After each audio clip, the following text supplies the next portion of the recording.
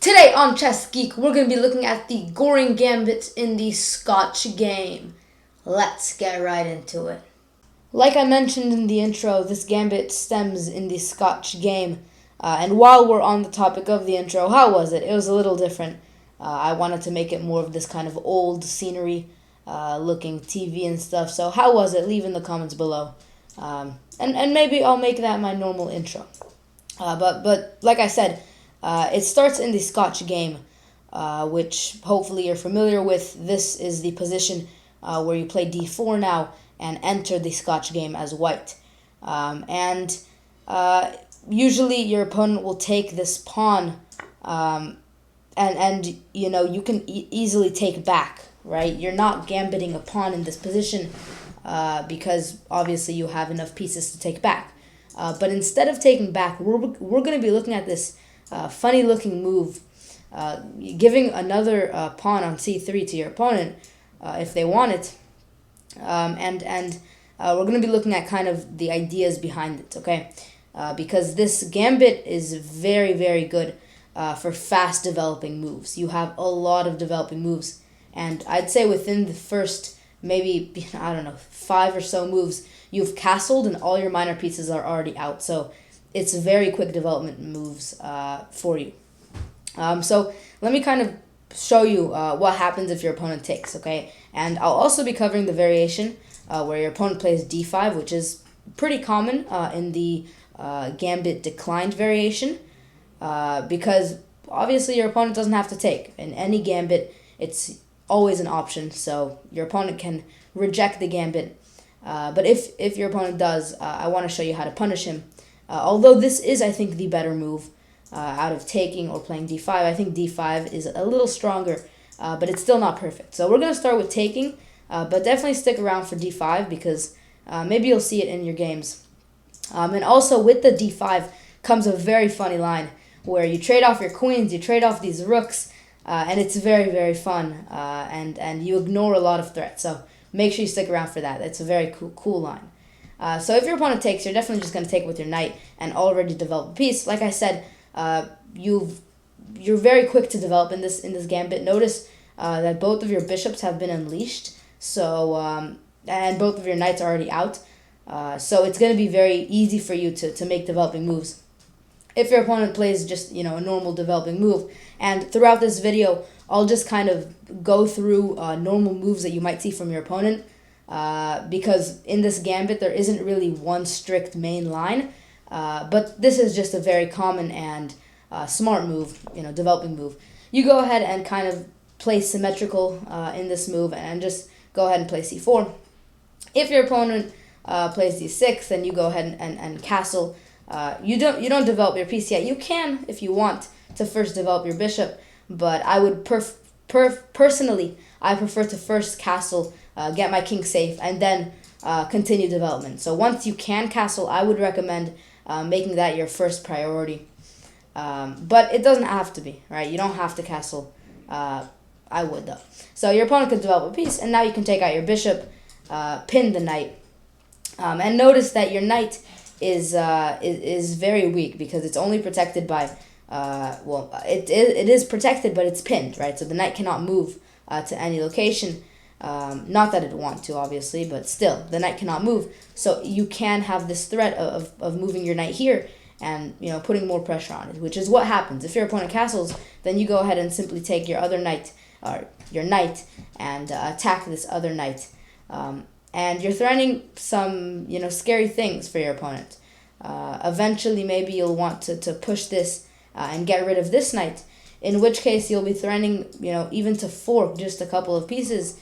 And it's going to be very dangerous with this big attack. All coming from the fact that this knight here is pinned by because of the queen on d8. So now your opponent obviously cannot take, like I just showed you. If your opponent takes, then they lose the queen. But so because of this, usually you're going to go ahead and instead see this move. Maybe it's pretty smart. Just puts pressure. And notice that you cannot play this move, or you can. This is actually a very solid move, but notice that your knight is not protecting it, because if take, your knight cannot capture because it's unleashing this this discovery on the piece here. So you actually go ahead and lose your bishop. Okay, so you don't want this. But you can play this move still, and if your opponent takes, then now you can go ahead and move out your queen, and it's a very, very fun attack because the bishop has to go, and now you're already putting pressure on the pawn. But instead of going ahead and capturing the pawn, you're gonna first do a couple of trades. So first this check, and then you can even take the bishop, and now you can take this pawn. But I would definitely recommend taking this pawn.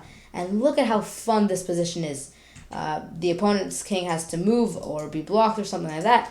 And then you have this idea of forking your pieces. You can always bring your knight into the action. You can bring your knight, a couple of ways. If this pawn, ever tries to push forward, you can even bring your knight here maybe. It's very fun. And if you need some help on the weaker side here, on the queen side, then you can even move the knight here. And your rooks haven't even, started, getting into the game. So it's a very fun positional position. Now let's look at the variation in the Goring Gambit where your opponent decides to decline the gambit and instead plays a move like d5. And in this variation where your opponent plays d5 in the gambit, then you have to take the pawn here. If you take this pawn, then that's obviously really bad. For pretty self-explanatory reasons. If you take this pawn, then they take this, remove the defender of this pawn, the queen can capture it, also protect this pawn. So if the knight moves here, for example, the queen would protect it. It's just not a fun position. So you have to take this pawn, and now your opponent has to take, and you simply take capture back. And here's I'll show you the very funny line. Hopefully some of you guys stuck for. By the way, notice how your opponent's bishops have also been released. So you can usually have a very bishop-enforced game in this gambit, because especially in this decline variation where all four bishops really have entered the game. But now you tend to play this in a more theoretically sound standpoint, but you could play this move, and it's very interesting because if your opponent takes, obviously both queens are hanging.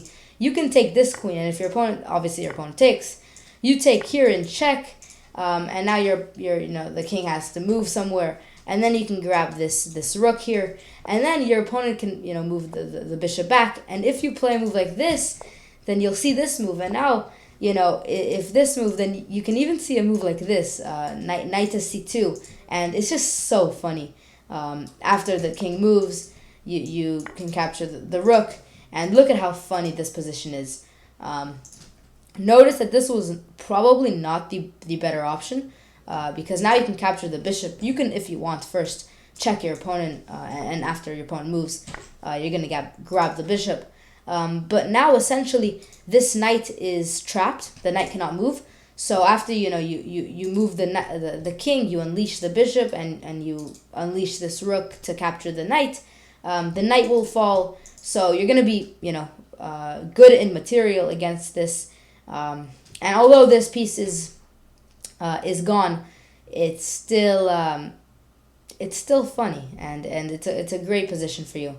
So I would definitely recommend trying this out. You can even actually, maybe save the knight with a move like this, and then move the knight over to here, where if the bishop ever moves, you can retrieve the knight.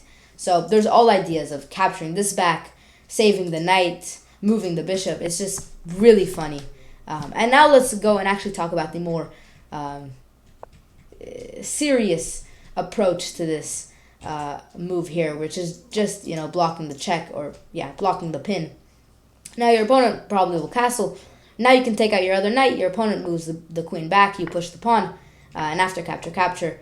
Notice how protected this pawn is here. It's really fun when you have so many protections that even a queen and a rook can't do anything to a pawn, and your pawn is just causing a lot of damage and a lot of control in your opponent's territory, which is nice. So, well, I'll go ahead and get back to the position that we were just in. We were talking about the decline variation, obviously. and now we were talking not about this move, and obviously the more theoretically sound position. Sorry, I hate when that happens, but it does. So now you can just back up your bishop. They can develop some more pieces. You develop your other bishop, and it's just a game of developing pieces. And like I said, obviously you're definitely just gonna capture and not play this move. But like I said, you're going to want to develop a lot of pieces, and that's kind of the war in this gambit. Who can develop the most more pieces as fast as they can?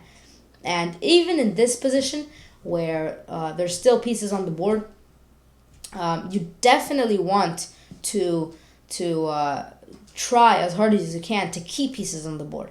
For example, you definitely never want to offer a trade, even if this was protected. But for example, even if you move the queen, the bishop goes here, you never want to offer trades of queens, because that would make your attacks worse, right? Because now notice how many pieces you have that can attack this weak side. Your king doesn't even protect all these pawns. So you can, start by playing a move like this, attack this pawn on here on a7 that's very weak. And you can swing your queen over, attack it some more. You can swing your queen here, attack this pawn with the help maybe of eventually doing a move like this and threatening mate even. You can bring over your rooks, both of them, with the help of the queen, and just put a huge amount of pressure on this pawn here. It's so powerful, all of your pieces working together, especially when your opponent has knights and you have bishops. It's very nice what you can do with your pair of bishops. Hopefully you enjoyed this gambit. Let me know other videos that you want to see, other gambits, traps, anything. And I think I'll see you guys in the next video.